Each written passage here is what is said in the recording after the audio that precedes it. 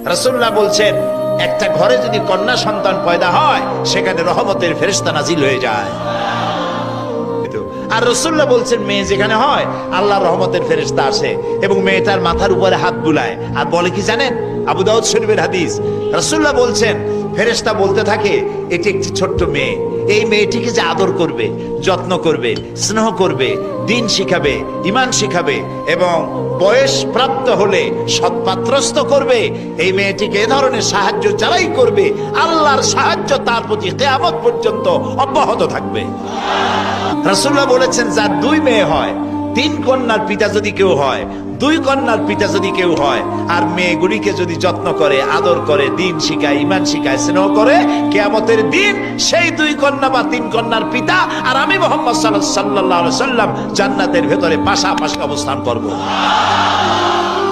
এখন দেখেন বরকত কি ছেলেতে না মেয়েতে?